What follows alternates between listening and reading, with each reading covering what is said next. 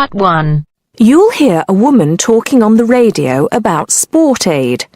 First, you have some time to look at questions 1 to 6.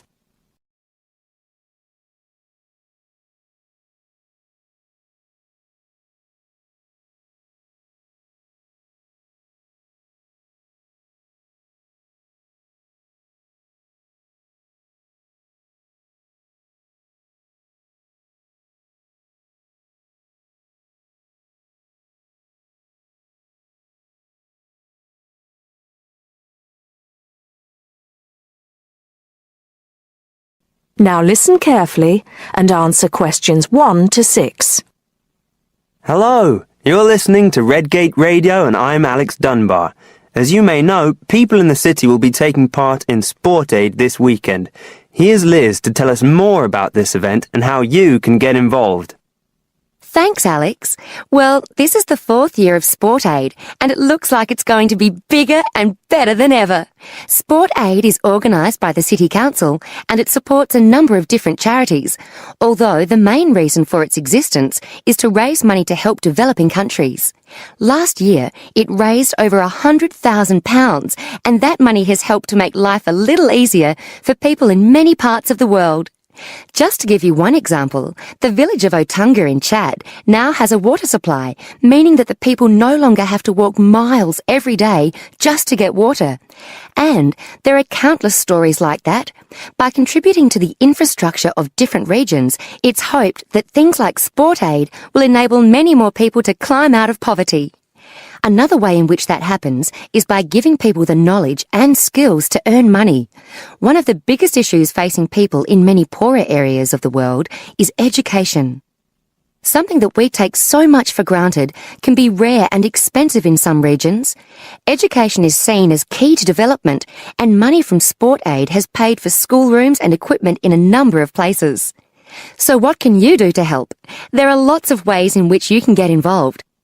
First of all, you can go down to the biggest attraction of the day, the Sport Aid charity football match. There will be thousands of people at City Stadium, and all the money raised from the sale of tickets goes to charity. There's much more going on than just a football match, of course. There will also be lots of entertainment for the whole family, including a fair, stalls selling all kinds of food, and even a chance to try out some sports you may not have tried before, like softball and volleyball. It's probably going to be a very active day, so it's best to make sure that everyone is in comfortable clothes before you go down there. It's always a fantastic day out, and it's a great way to show your support. Before you hear the rest of the talk, you have some time to look at questions 7 to 10.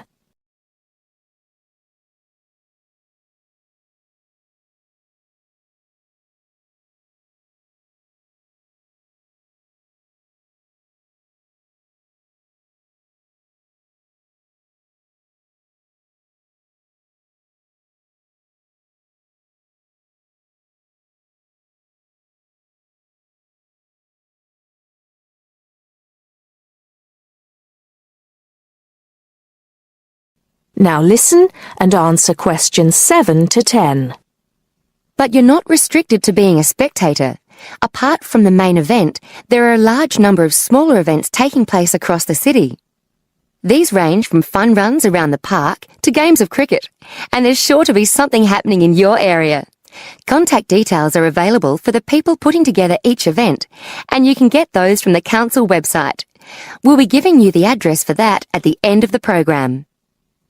It's still not too late to organise your own event, as lots of people around the city are, although you'll have to get going on it now.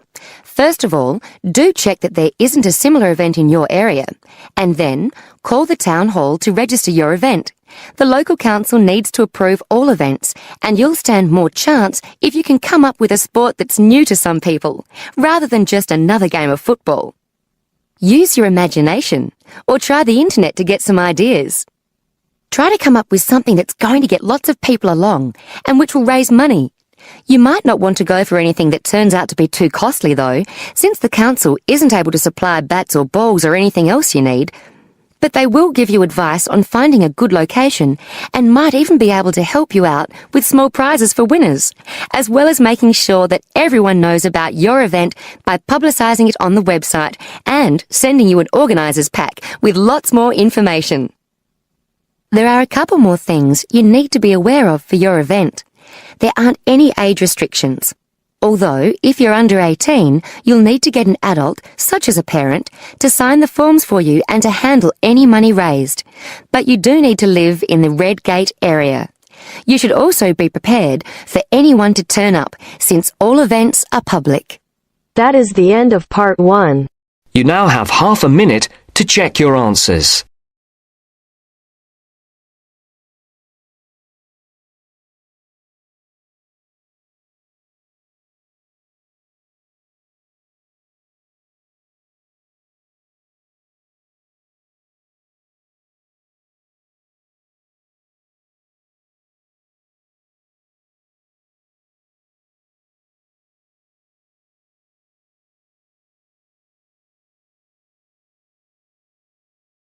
Now turn to Section 2. Section 2. You will hear a podcast on Canberra's theme park. Now you have some time to look at questions 11 to 16.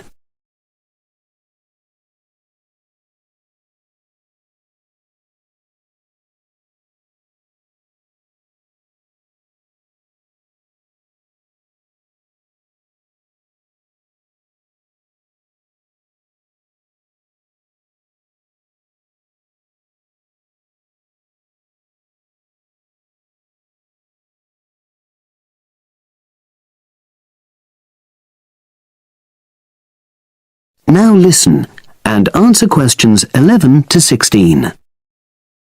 Welcome to Canberra's Park podcast. In the next few minutes, I'll tell you a little about the park and the amazing things we have to offer. We like to think that Canberra's offers more than other theme parks. Like them, we have a variety of exciting rides for people of all ages, but Canberra's also places strong emphasis on the educational experience for its visitors. Not boring facts, but lots of interactive exhibits. Although it's mainly an outdoor experience, we do have some indoor activities if the weather gets too dreadful. The park's got a lovely, well-established feel, set in 80 acres of beautiful countryside, about 3 miles south of the tourist resort of Dulchester. The park was set up in 1997 by the Camber family, but then taken over by new owners in 2004, who have maintained the original vision of the Cambers. It has lots of old trees, hundreds of flower beds, and a gorgeous lake. Cambers has over 45 different rides, exhibits and arcades.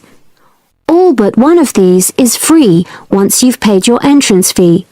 We charge a small fee for our newest ride to reduce the length of the queues. You don't pay anything for parking. A family ticket for a family of 4 works out at about £8 per person, which is amazing value. Full details of current prices are shown on our website, along with full details of rides, etc., and directions for getting to us. We also have a number of special offers. For example, if you live locally, why not join our Adventurers Club, which entitles you to 50% off ticket prices all year round, and a special lane for all rides and exhibits, which means you don't have to wait to get into any part of the park. See the Offers tab on the website. We've recently added a number of new exhibits to the park, and we're particularly proud of our Future Farm Zone, which houses over 20 different species of animals, from chipmunks to dairy cows. The emphasis is on getting near to the animals. All of them can be petted, and you can buy food for feeding the animals. Many of our younger visitors say that this is the high point of their visit. And speaking of food, don't let the animals have all the fun. We have a total of 7 different catering outlets on the site.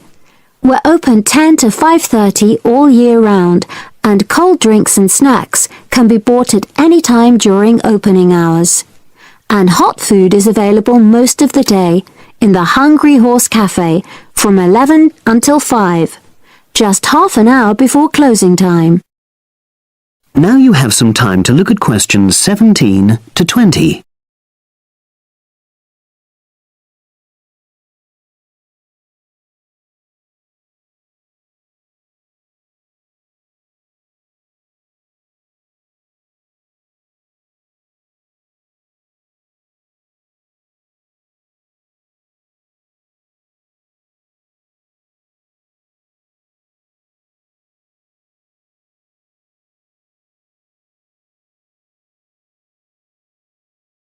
Now listen and answer questions 17 to 20.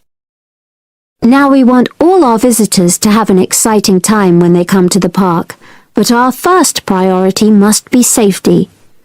Parents and guardians know their children's behavior and capabilities, but here at the park, we have set certain conditions for each of the rides to ensure that all visitors get the maximum enjoyment out of the experience and feel secure at all times. There are 4 major rides at the park. Our newest ride is the River Adventure, which is designed to reproduce the experience of whitewater rafting. No amount of protective clothing would make any difference, so only go on this ride if you're prepared to get wet. Children under 8 can go on this ride, but all under 16s must have an adult with them.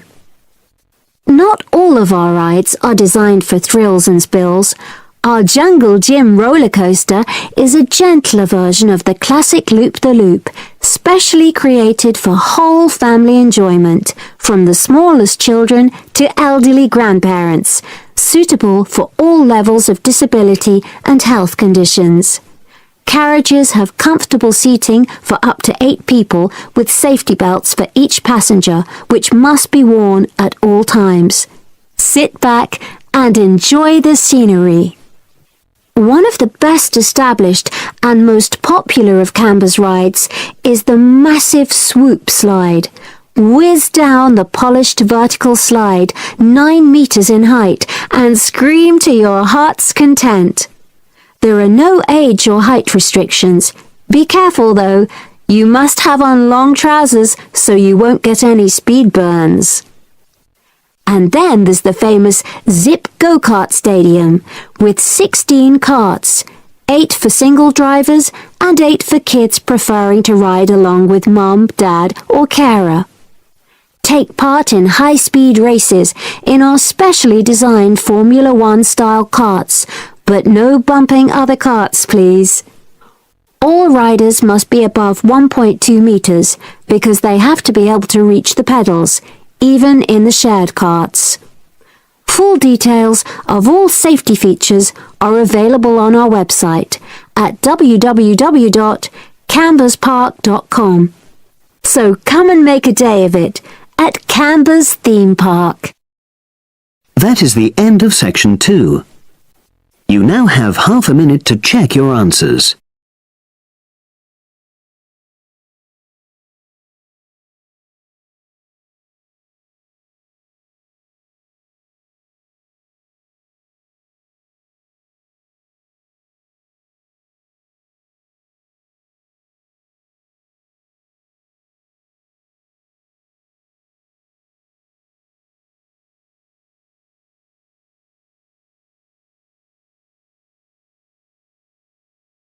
Now turns to part 3.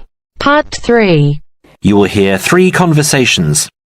The first and the third between 2 students, and the second between a student and a clerk. First, you have some time to look at questions 21 to 25.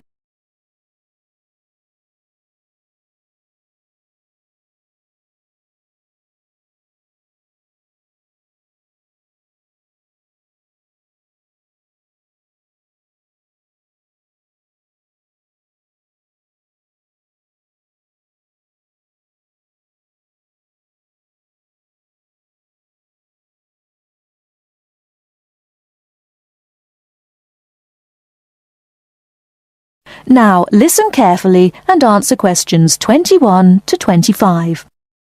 I'm looking for the main hall. So am I. Are you going there to register for next year? Yes, I was told to go to administrations and fill in an application form. That's what I'm about to do. I went to information and they told me it was at the end of this corridor. Then we have to turn left and immediately right. That should lead us to the exit, where opposite we should find the entrance to ground level main hall. It's a big old red building. From there we need to go to the first level and then follow the signs. Apparently it's the second office opposite the foyer.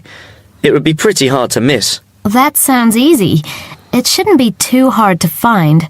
Well, since we're both heading in that direction, let's go together. Hopefully it won't take too long. I haven't had anything to eat and I'm starving. Me too. Well, how about I go to the canteen and get us something while you make your way to the main hall? I'm sure there's going to be quite a wait. There always is. I can meet you there. Sounds like a good plan. What do you want me to get you? How about a chicken and salad roll and a drink? Okay. What if they don't have a chicken and salad roll? Anything similar, like ham and salad, or just plain salad and cheese. Oh, and don't forget the drink. I feel so dehydrated. No problem. What type of drink? I don't know. How about a Coke? No, nothing like that. Something healthier. An orange juice? They're usually full of sugar unless you get it freshly squeezed. Water? Yes, that's perfect. Here, take £2. That should cover it. If it's more, I'll give it to you when you get back. I only have a 20, and you know that they get cranky if you give them large notes. Okay. See you in 5 minutes. Before you hear the rest of the talk, you have some time to look at questions 26 to 30.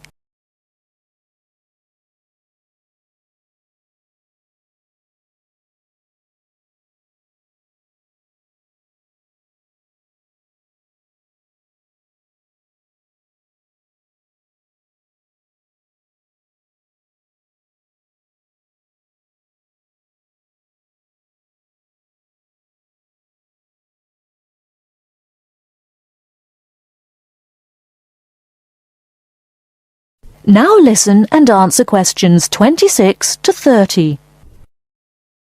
First year economics? I just have to fill out this form for our records. What's your name? Phoebe Payne. Can you spell that for me? Sure. P-H-O-E-B-E-P-A-Y-N-E.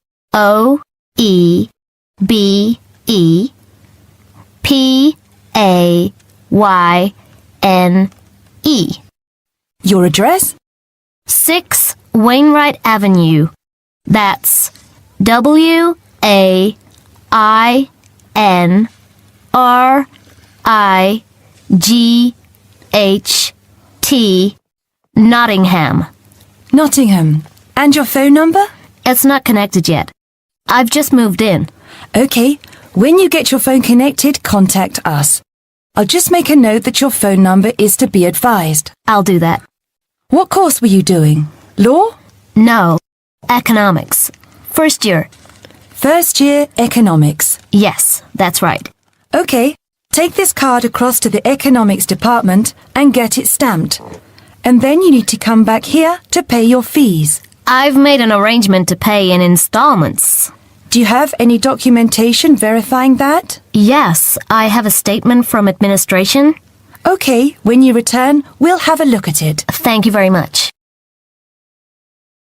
Here you are. It was quicker than I thought, but I have to get this card stamped and return here to organize my fees. That's good. It means that I won't have to wait long either. How did you get on? What with? Oh, the food. Well, there wasn't much left, so I got you a cheese and tomato sandwich and water. That's fine. Do I owe you any more? No, I need to give you back £3. But I only gave you 2.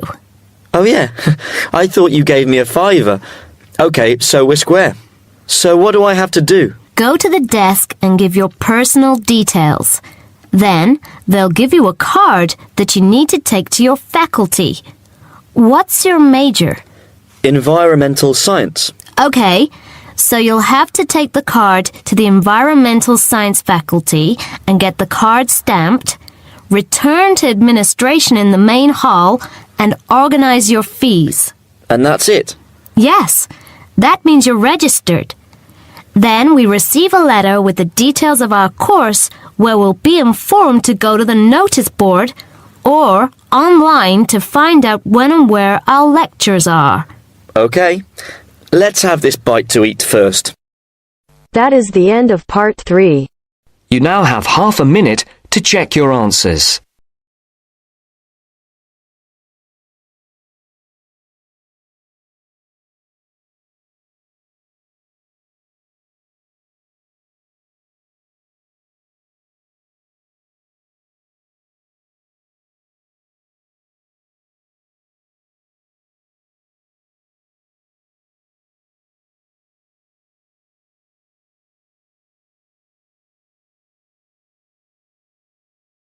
Section 4.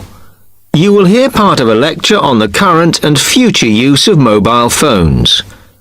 You now have 30 seconds to read questions 31 to 35.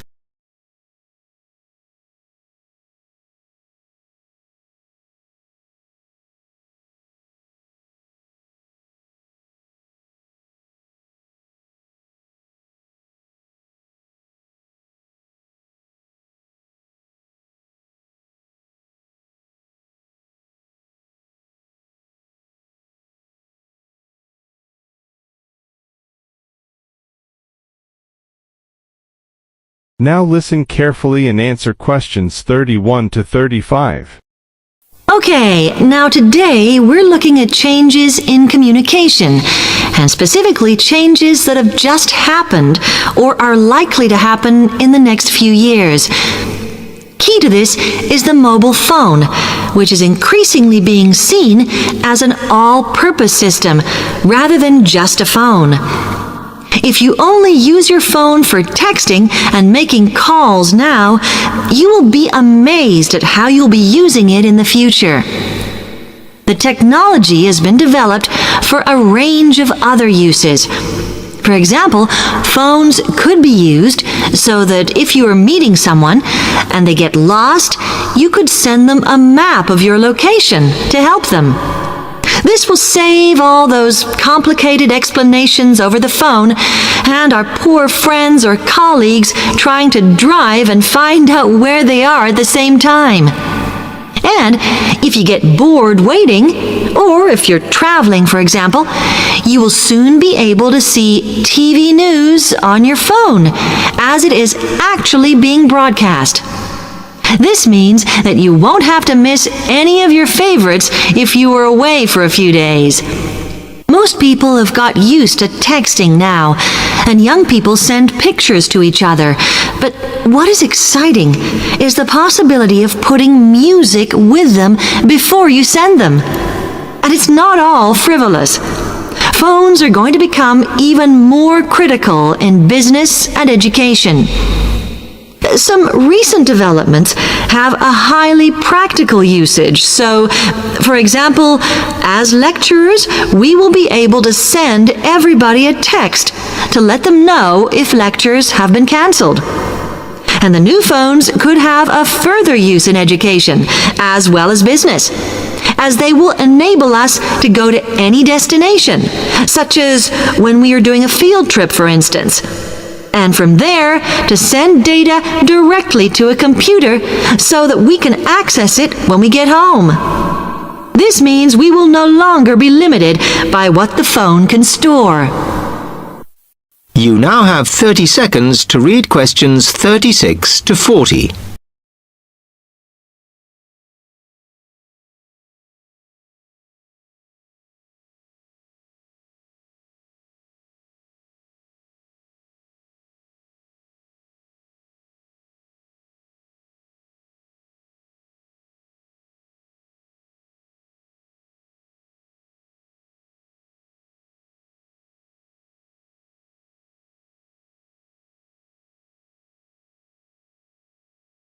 Now listen carefully and answer questions 36 to 40. And it's interesting to look at the different ways that men and women use phones now, as that does affect how the technology will develop. Some research has been done on how people use phones, and some of the results are surprising.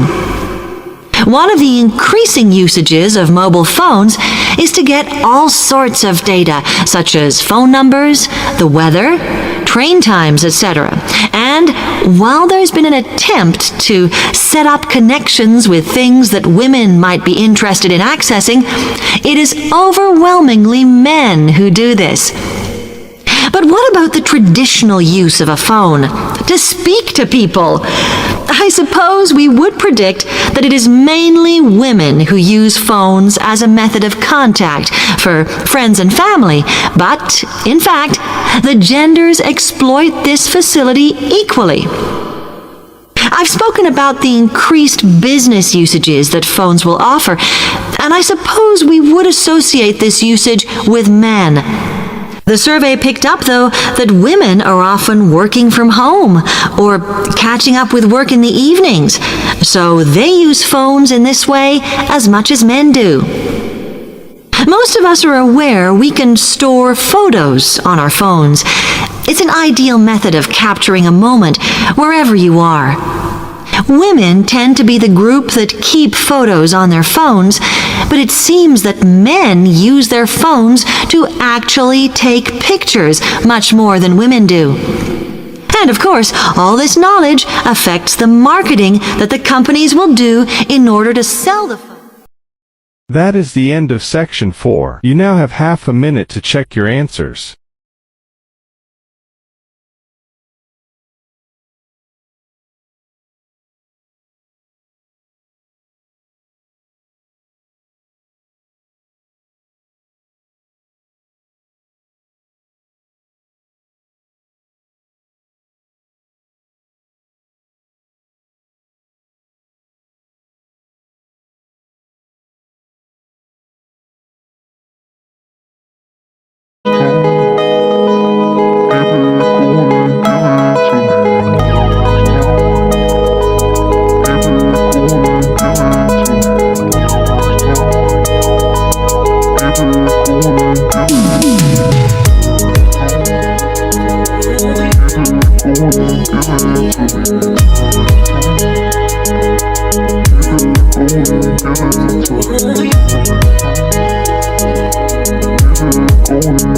Give it to me.